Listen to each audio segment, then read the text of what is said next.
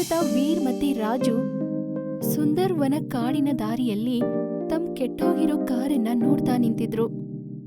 ರಾಜು, ನಾನ್ ನಿನಗ್ ಬೇಡ ಅಂತ ಹೇಳಿದ್ದೆ ಅಲ್ವಾ ಈ ಡಬ್ಬಾ ಕಾರ್ ತರಕ್ಕೆ?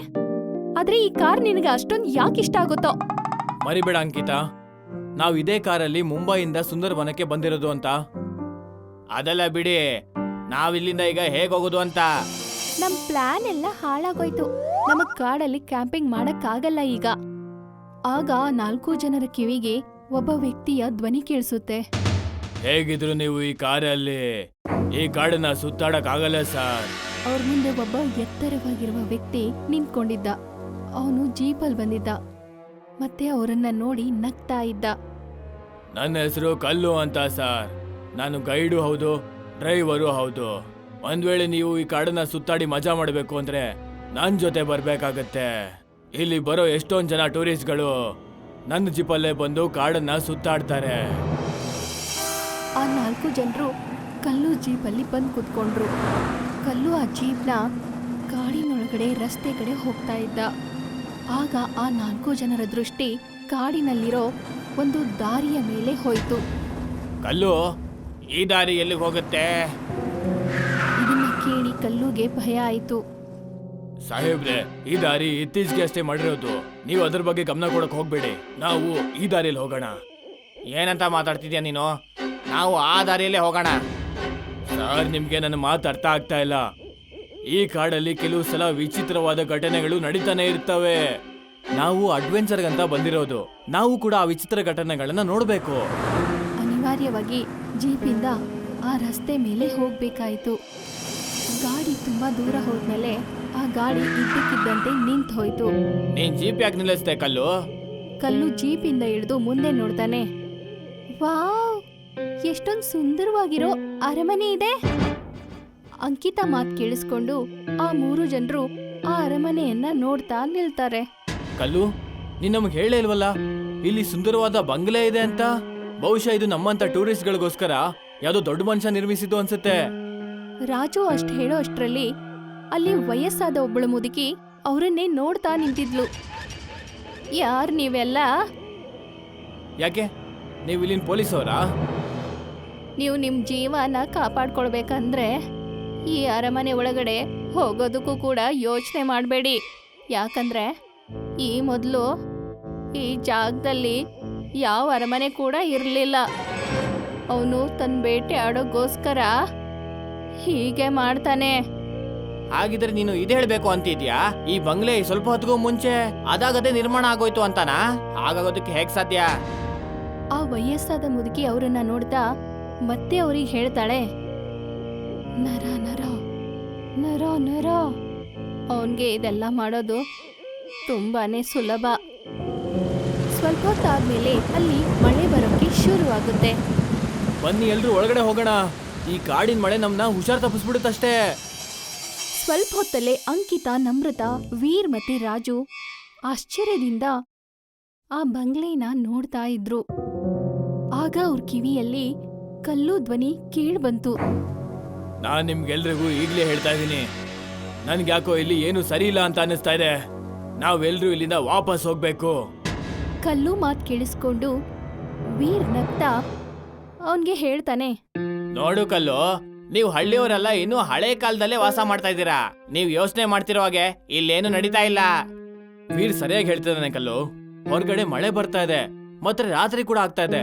ನಾವು ರಾತ್ರಿ ಕಳಿಯೋದಕ್ಕೆ ಈ ಖಾಲಿ ಬಂಗ್ಲೆ ಬಿಟ್ರೆ ಬೇರೆ ಏನು ಸಿಗಲ್ಲ ಈಗ. ಮತ್ ನಿನಗೆ ಕಾಣಿಸ್ತಾ ಇಲ್ವಾ, ಈ ಬಂಗ್ಲೆ ಒಳಗಡೆ ನಮ್ಗೆ ಉಪಯೋಗ ಬರುವಂತ ಪ್ರತಿ ವಸ್ತು ಕೂಡ ಇದೆ. ಅದನ್ನೇ ನೋಡ್ಬಿಟ್ಟು ನಾನ್ ನಿಮ್ಗೆಲ್ರಿಗೂ ಹೇಳ್ತಾ ಇದ್ದೀನಿ. ಹೇಳ್ತಾರೆ ಈ ಇಲಾಖೆಯಲ್ಲಿ ಒಂದು ಜಿನ್ ಇದೆ ಅಂತ ಸರ್.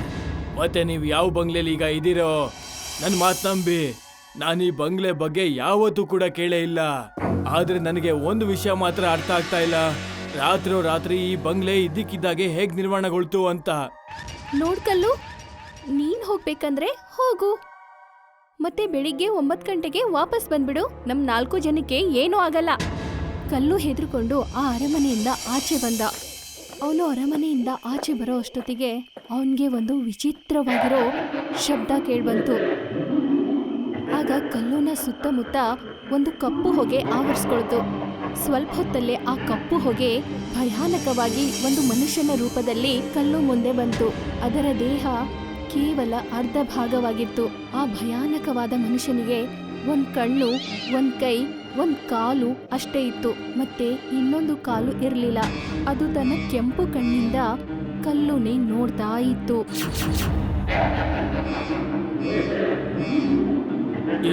ಯಾರು ನೀನು? ನೋಡು, ನನ್ನ ಇಲ್ಲಿಂದ ಹೋಗೋದಕ್ ಬಿಡು. ನನ್ನ ಬಿಟ್ಬಿಡು. ನಾನು ಯಾವತ್ತೂ ಇಲ್ಲಿ ವಾಪಸ್ ಬರಲ್ಲ. ಆಗ ಭಯಾನಕವಾದ ಆ ಮನುಷ್ಯ ಕಲ್ಲುನ ಹತ್ರ ಬಂದು ಪಕ್ಕದಲ್ಲಿ ನಿಂತ್ಕೊಳ್ತು. ಆ ಭಯಾನಕವಾದ ಮನುಷ್ಯ ಕಲ್ಲುನ ಕೈ ಹಿಡ್ಕೊಂಡಾಗ ಅಚಾನಕ್ಕಾಗಿ ಕಲ್ಲುನ ಮುಖ ಮಾಯವಾಗಿ ಬುರುಡೆಯಷ್ಟೇ ಕಾಣಿಸ್ಕೊಳ್ತಾ ಇತ್ತು. ಸ್ವಲ್ಪ ಹೊತ್ತಲ್ಲಿ ಕಲ್ಲು ಅಸ್ಥಿಪಂಜರ ಆಗಿ ನೆಲಕ್ಕೆ ಬಿದ್ದಿದ್ದ. ಅಂಕಿತಾ ನಮ್ರತಾ ಜೊತೆ ಮಾತಾಡ್ತಾ ಇದ್ಲು. ಅಚಾನಕ್ಕಾಗಿ ಆಶ್ಚರ್ಯದಿಂದ ನಮ್ರತಾಗೆ ಹೇಳ್ತಾಳೆ, ನಮ್ರತಾ, ನಿನಗ್ ಕಲ್ಲುನ್ ಕಿರ್ಚಾಟ ಕೇಳ್ಬಂತ? ಅಂಕಿತಾ, ನಿನ್ ಕಿವಿ ಎಲ್ಲೋ ಕೆಟ್ಟ ಹೋಗಿರ್ಬೇಕು.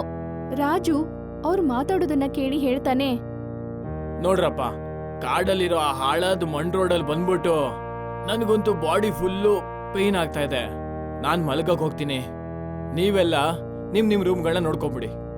ಸ್ವಲ್ಪ ಹೊತ್ತಲ್ಲೇ ಆ 4 ಜನರು ಬೇರೆ ಬೇರೆ ರೂಮಲ್ಲಿ ಮಲ್ಕೊಂಡಿದ್ರು. ನಮ್ರತಾ ನಿದ್ದೆ ಜಾರೋ ಅಷ್ಟ್ರಲ್ಲಿ ಅವಳಿಗೆ ಅಚಾನಕ್ಕಾಗಿ ಹೇಗನ್ಸುತ್ತೆ ಅಂದ್ರೆ ಅವಳ ಹತ್ರದಲ್ಲಿ ಯಾರೋ ಬಂದು ನಿಂತ್ಕೊಂಡಿದ್ದಾರೆ ಅಂತ. ನಮ್ರತಾ ಕಣ್ ತೆಗೆದ್ ನೋಡ್ದಾಗ ಅವಳ ಎದುರುಗಡೆ ರಾಜು ಅವಳನ್ನೇ ನೋಡ್ತಾ ನಿಂತಿದ್ದ. ಇದೇನಿದು ರಾಜು? ನೀನ್ ನನ್ ರೂಮ್ ಒಳಗಡೆ ಏನ್ ಮಾಡ್ತಾ ಇದೀಯಾ? ನಾನ್ ನಿನಗೆ ಏನೋ ತೋರಿಸ್ಬೇಕು ಅಂತೀನಿ ನಮ್ರತಾ. ಏನ್ ತೋರಿಸ್ಬೇಕು ನಿನ್ಗೆ? ಒಂದ್ಸಲ ನನ್ ಜೊತೆ ಬಂದ್ಬಿಟ್ ನೋಡು.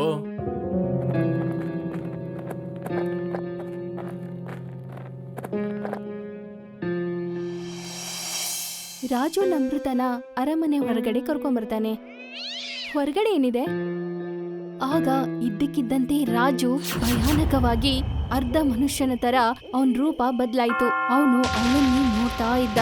ಆ ಭಯಾನಕವಾದ ಆ ಅರ್ಧ ಭಾಗದ ದೇಹವನ್ನ ನೋಡಿ ನಮ್ರತಾಗೆ ತುಂಬಾನೇ ಹೆದರಿಕೆ ಆಯಿತು.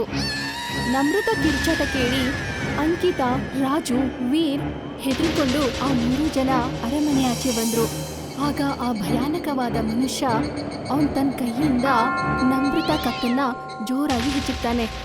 ಆಗ ನಮ್ರತ ಮುಖ ಅವಳ ಶರೀರದಿಂದ ಬೇರೆ ಆಯಿತು. ಮತ್ತೆ ಅವಳು ಅಸ್ಥಿಪಂಜರ ಆಗಿ ಬದಲಾದ್ಲು. ಈ ಭಯಾನಕ ದೃಶ್ಯ ನೋಡಿ ಅಂಕಿತಾ ಜೋರಾಗಿ ಹೇಳಿದ್ಲು, ಇದರ ಅರ್ಥ ಆ ಮುದುಕಿ ನಿಜ ಹೇಳ್ತಾ ಇದ್ಲು.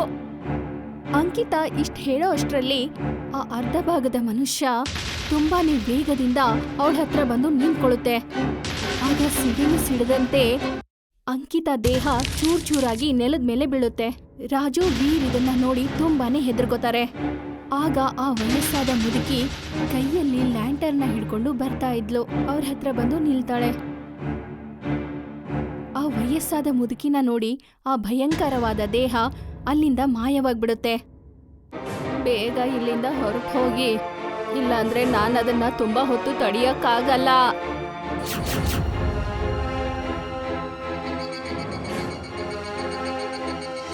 ಸ್ವಲ್ಪ ಹೊತ್ತಾದ್ಮೇಲೆ ರಾಜು ಮತ್ತೆ ವೀರ್ ಕಾಡಿನ ಹೊರಗಡೆ ಇರೋ ಗುಡಿಸಲಿನ ಹತ್ರ ಬಂದು ನಿಂತಿರ್ತಾರೆ. ರಾಜು ನಡುಕ್ತಾ ಆ ಮುದುಕಿಗೆ ಹೇಳ್ತಾನೆ, ಅಲ್ಲ, ಯಾರು ಆ ಭಯಾನಕವಾಗಿರೋ ಅರ್ಧ ದೇಹದ ಮನುಷ್ಯ? ಖುಷಿ ಪಡಿ, ನಿಮ್ಮನ್ನ ನಾನು ಅಲ್ಲಿಂದ ಇಲ್ಲಿವರೆಗೂ ಕರ್ಕೊಂಡ್ ಬಂದೆ ಅಂತ. ಅವ್ನು ನಮ್ಮ ಕಣ್ಣು ಮುಂದೆನೆ ನಮ್ಮ ಫ್ರೆಂಡ್ಸ್ಗಳಾದ ಅಂಕಿತಾ ಮತ್ತೆ ನಮ್ರತನ ಸಾಯಿಸ್ಬಿಟ್ಟ. ನೀವ್ ಹೇಳಲೇಬೇಕು. ಅಲ್ಲ, ಅವ್ನು ನಿಮ್ಮನ್ನ ನೋಡ್ತಿದ್ದಾಗೆ ಯಾಕೆ ಮಾಯ ಆದ? ಯಾರವನು? ಆ ವಯಸ್ಸಾದ ಮುದುಕಿ ವಿಚಿತ್ರವಾಗಿ ಅವ್ರನ್ನ ನೋಡಿ ಏನೋ ಒಂದನ್ನ ಹೇಳ್ತಾಳೆ. ನರ ನರ ಜಿನ್. ನರ ನರ ಜಿನ್? ನರ ನರ ಒಂದ್ ಕಡೆಯಿಂದ ಇನ್ನೊಂದ್ ಕಡೆ ಜಿನ್ ಆಗಿರುತ್ತೆ. ಯಾವ್ದೋ ಒಂದು ಜಿನ್ ಯಾವ್ದಾದ್ರೂ ಹೆಂಗಸಿನ ಜೊತೆ ದೇಹ ಸಂಬಂಧ ಹೊಂದಿರ್ತಾನೋ, ಆ ಹೆಂಗಸಿಗೆ ಮಗು ಹುಟ್ಟುತ್ತೋ ಆ ಮಗು ಅರ್ಧ ಭಾಗ ಜಿನ್ ಅರ್ಧ ಭಾಗ ಮನುಷ್ಯ ಆಗಿರುತ್ತೆ. ಅವನ ಅರ್ಧ ದೇಹ ಕಂಡು ಬರಲ್ಲ, ಆದ್ರೆ ಇನ್ನರ್ಧ ಶರೀರ ಕಾಣಿಸುತ್ತೋ ಅದು ತುಂಬಾನೇ ಭಯಾನಕವಾಗಿರುತ್ತೆ. ಅದು ಯಾವುದಾದ್ರೂ ರೂಪ ತಗೊಳ್ಬೋದು, ಅದು ಏನ್ ಬೇಕಾದ್ರೂ ಮಾಡ್ಬೋದು. ಆದ್ರೆ ನಿಮ್ಗೆ ಅದ್ರ ಬಗ್ಗೆ ಇಷ್ಟೆಲ್ಲ ವಿಷಯ ಹೇಗ್ ಗೊತ್ತು? ಯಾಕಂದ್ರೆ ಆ ಮಗು ನಂದೇ. ನನ್ನ ಹೆಸರು ನೀಲಿಮಾ ಅಂತ. 50 ವರ್ಷದ ಹಿಂದೆ ಸುಂದರ್ವನ ಕಾಡಲ್ಲಿ ನಾವು ಸುತ್ತಾಡಕ್ಕೆ ಅಂತ ಬಂದಿದ್ವಿ.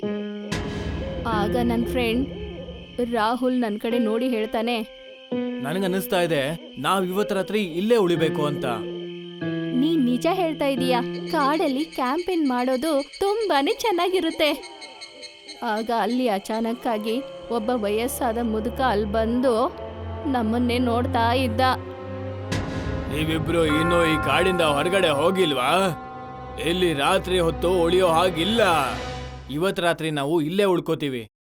ಹಾಗೆ ಯೋಚನೆ ಮಾಡಕ್ಕೂ ಹೋಗ್ಬೇಡಿ. ನಿಮಗ್ ಗೊತ್ತಿಲ್ಲ ಈ ಇಲಾಖೆ ಒಂದು ಜಿನ್ಗೆ ಸೇರಿದ್ದು ಅಂತ. ಹೇಳ್ತಾರೆ ಈ ಇಲಾಖೆಯಲ್ಲಿ ಯಾರೇ ರಾತ್ರಿ ಉಳ್ಕೊಂಡ್ರು ಕೂಡ ಅವರು ಬೆಳಗಾಗೋಷ್ಟರಲ್ಲಿ ಜೀವಂತವಾಗಿರಲ್ಲ ಅಂತ. ನಿನ್ನ ಮತ್ತೆ ನಿನ್ನ ಫ್ರೆಂಡ್ನ ಪ್ರಾಣ ಉಳಿಬೇಕು ಅಂದ್ರೆ ಇಲ್ಲಿಂದ ಹೋಗ್ಬಿಡಿ. ಇಷ್ಟ ಹೇಳಿ ಆ ಮುದುಕ ಅಲ್ಲಿಂದ ಹೊರಟು ಹೋದ. ರಾಹುಲ್ ನನ್ಗೇನ್ ಹೇಳಿದ ಅಂದ್ರೆ, ನನಗಂತೂ ಆ ಮುದ್ಕ ಯಾರೋ ಹುಚ್ಚ ಅಂತ ಅನ್ನಿಸ್ತು. ಬಾ ಇಲ್ಲೇ ಟೆಂಟ್ನ ಹಾಕೋಣ. ನಾನು ರಾಹುಲ್ ಜಂಗಲಲ್ಲಿ ಟೆಂಟ್ ಹಾಕೊಂಡು ಮಲ್ಕೊಂಡ್ಬಿಟ್ವಿ.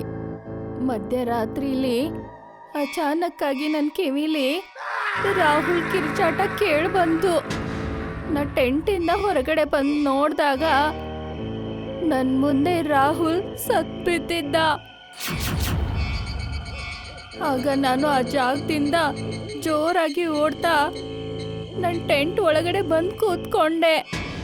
ನನಗೆ ಹೇಗೆ ಅನಿಸ್ತಾ ಇತ್ತಂದ್ರೆ ಕಾಣದ ಒಂದು ಶಕ್ತಿ ನನ್ನ ದೇಹವನ್ನ ಗಟ್ಟಿಯಾಗಿ ಹಿಡ್ಕೊಂಡಿದೆ ಅಂತ. ನಾ ಮೂರ್ಛೆ ಹೋದೆ. ಮಾರನೇ ದಿನ ಬೆಳಿಗ್ಗೆ ನನ್ನ ಕಣ್ಣು ತೆಗೆದು ನೋಡಿದಾಗ ನಾನು ನನ್ನ ಹೊಟ್ಟೆನ ನೋಡಿ ತುಂಬಾನೇ ಹೆದರ್ಕೊಂಡೆ. ಆಮೇಲೆ ಏನಾಯ್ತು? ನೆಕ್ಸ್ಟ್ ದಿನ ಬೆಳಗ್ಗೆ ನಿಮ್ ಹೊಟ್ಟೆ ನೋಡ್ಕೊಂಡು ಯಾಕೆ ಹೆದರ್ಕೊಂಡ್ರಿ? ಯಾಕಂದ್ರೆ ನನ್ನ ಹೊಟ್ಟೆಯಲ್ಲಿ ಆ ಜಿನ್ ಸಂತಾನ ಇತ್ತು. ಅದಾದ್ಮೇಲೆ ನಾನು ಯಾವತ್ತೂ ಈ ಕಾಡಿಂದ ಆಚೆ ಹೋಗಕ್ಕಾಗ್ಲಿಲ್ಲ. ಆ ಜಿನ್ ನನ್ನನ್ನ ಈ ಕಾಡಿಂದ ಆಚೆ ಹೋಗೋಕೆ ಬಿಡಲ್ಲ. ಮತ್ತೆ ನನ್ನ ಸಂತಾನ ಕೂಡ ಈ ಕಾಡಿಂದ ಆಚೆ ಹೋಗೋಕೆ ಬಿಡೋದಿಲ್ಲ. ಇಷ್ಟ ಹೇಳಿ ಆ ವಯಸ್ಸಾದ ಮುದುಕಿ ಮೂರ್ಛೆ ಹೋಗಿ ಕೆಳಗೆ ಬಿದ್ಲು. ಸ್ವಲ್ಪ ಹೊತ್ತಲ್ಲೇ ಅಲ್ಲಿ ಕಪ್ಪು ಹೊಗೆ ಆವರಿಸ್ಕೊಳ್ತು. ನೋಡುತ್ತಿದ್ದಂತೆ ಆ ಅರ್ಧ ಭಾಗದ ಭಯಾನಕವಾದ ದೇಹ ಮನುಷ್ಯನಾಗಿ ಪರಿವರ್ತನೆಯಾಗಿ ರಾಜು ಮತ್ತೆ ವೀರನ್ನ ನೋಡ್ತಾ ನಿಂತಿತ್ತು. ಸ್ವಲ್ಪ ಹೊತ್ತಲ್ಲೇ ಅವರಿಬ್ರು ಕಿರ್ಚಾಟ ಇಡೀ ಕಾಡನ್ನು ಕೇಳಿಬಂತು. ಅವರಿಬ್ಬರ ಅಸ್ಥಿಪಂಜರ ಆ ಕಾಡಲ್ಲಿ ಬಿದ್ದಿತ್ತು.